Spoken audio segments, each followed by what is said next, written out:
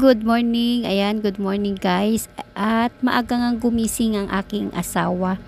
Ginising niya na ako kahit ako ay inaantok pa. Ayan, gumising siya dahil meron pagsamba. At sa mga oras na ito guys ay 4:45 AM at ayan, at nakagayak na nga ang aking asawa. So maaga silang sasamba ng aking anak dahil kami naman ay mamaya pang hapon ng aking pagsamba. So ayan, sarado pa nga ang ating store dito. At sabi ko nga sa aking asawa ay ayan, mag-open na tayo ng store. Ganun din naman at mag-aalas 5 na. At ayan nga, inalis niya na nga yung harang. At meron bukod dito sa harang na inalis niya ay meron pa ditong padlock. Ayan guys, and lalabas na siya para alisin yung pinakabintana dyan na harang sa may labas ang aming tindahan. At ito nga guys ang aming pinagkakakitaan, ang aming store. Ayan, at kahit papano ay nakakaraos tayo sa araw-araw. And ayan, meron pa ditong padlock. I-open natin to. Alisin natin yung padlock dito. Ayan ang aking asawa. Naantay niya ang aming anak na lalaki kasi nagbibihis pa nga. Kaya tayo kapag halis tayo katulad ng mga ganito na meron tayong lakad ay nag-a-alarm kami para okay ang aming paggising, makagayak tayo ng maayos. Ayan guys, pakita ko sa inyo ang aming mga laman sa aking store. Ayan, marami pa naman kahit papano na aking mga paninda. Ayan. Oh, ang aming alaga. Ayan ang bantay sa aming store. Ayan, napakaganda guys pag meron tayong pusa katulad ng mga ganitong meron akong tayong store at sila yung bantay. At ito na ang aking anak, ayan, at kasabay ng aking asawa.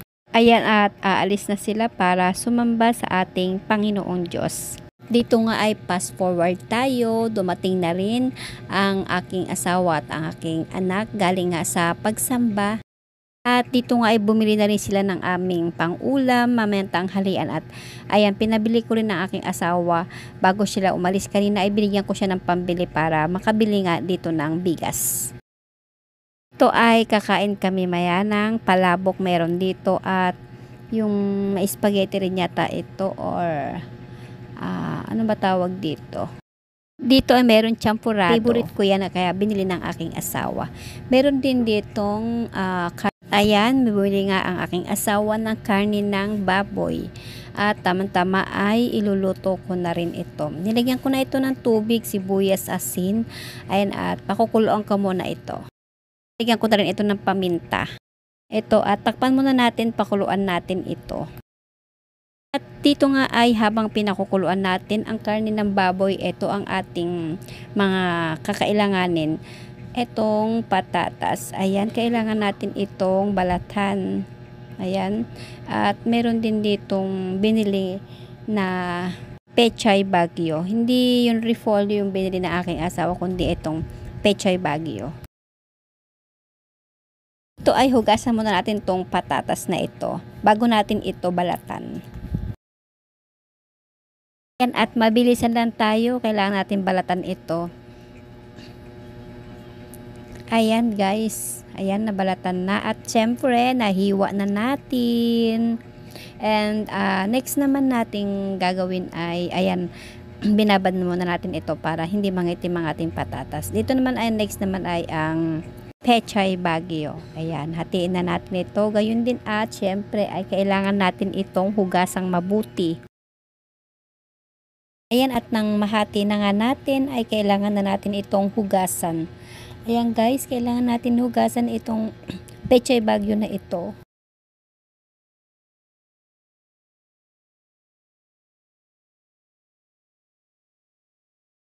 Ayan, hugasan natin itong mabuti. Nilagang baboy ang aking lulutuin. Ayan, napakasarap humigop ng mainit-init na sabaw. Ayan, nung mga nakaraan ay mga gulay ang aking mga niluto, mga ginisang gulay. Ngayon ay karning baboy naman tayo. Pero meron pa rin naman syempre gulay. Yan kasi ang ating maganda sa ating katawan. Meron tayong gulay.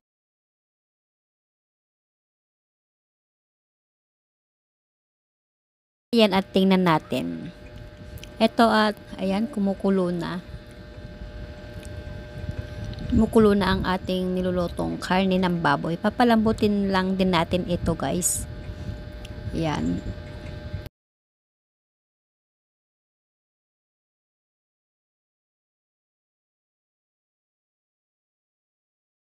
Takpan uli natin guys. Ayan at medyo syempre matigas pa, hindi pa masyadong malambot.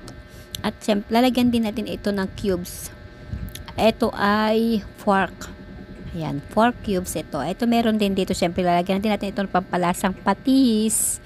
Ayan at meron pang tag na nakasulat ay 13. Kasi galing ito guys sa aking tindahan. Ayan, kinuha ko para meron tayong magamit ito sa ating lulutuin na sa nilagang baboy.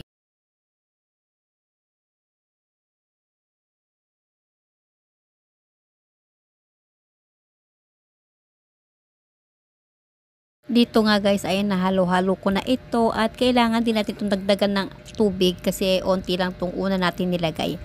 Ayan at magdagdag tayo ng tubig. Bali, pangalawang basong tubig na ito guys.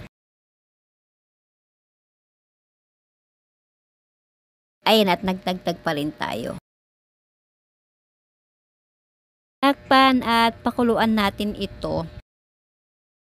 Ayan nga at sobrang kulo nga ito. And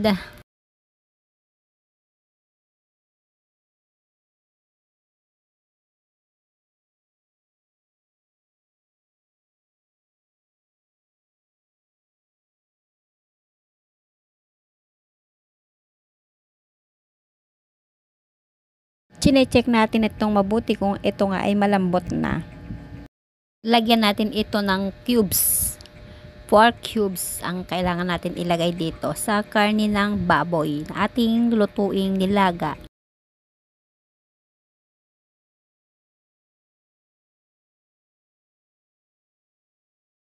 At medyo malambot na nga ang ating karne, kailangan na rin natin ilagay ang patatas na ating hinati-hati kanina.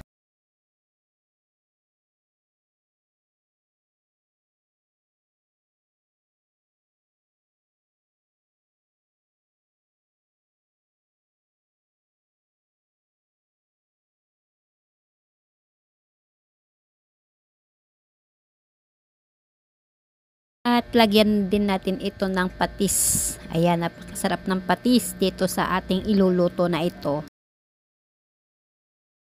Dinagdagan ko pa nga ito ng cubes. Sinati ko lang kayo na paglagay kayo ng cubes. Kaya ito ni kalahati, naglagay na ako. Ready guys na tayo ay maglalagay na ng gulay. Ayan at lalagay na tayo ng gulay dahil medyo malambot na ang ating karne ng baboy. Ito guys ay kung makikita nyo ay kakaunti lang itong tubig na ito. Ayan, hindi ko na naipakita guys na naglagay nga pala ako ng tubig. Nagdagdag pa ako ng 2 basong tubig dito. Ayan at medyo dumami na nga itong tubig na ito. Pakuluan natin guys. Ayan, unting luto na lang nitong gulay nito ay okay na.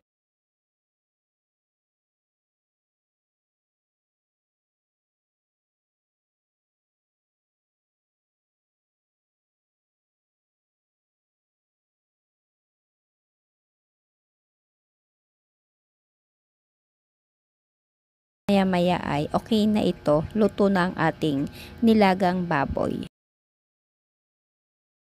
Dito nga guys, antayin na natin itong kumulo. Maya-maya ay okay na ito. Ayan guys, thank you. Thank you for watching mga guys.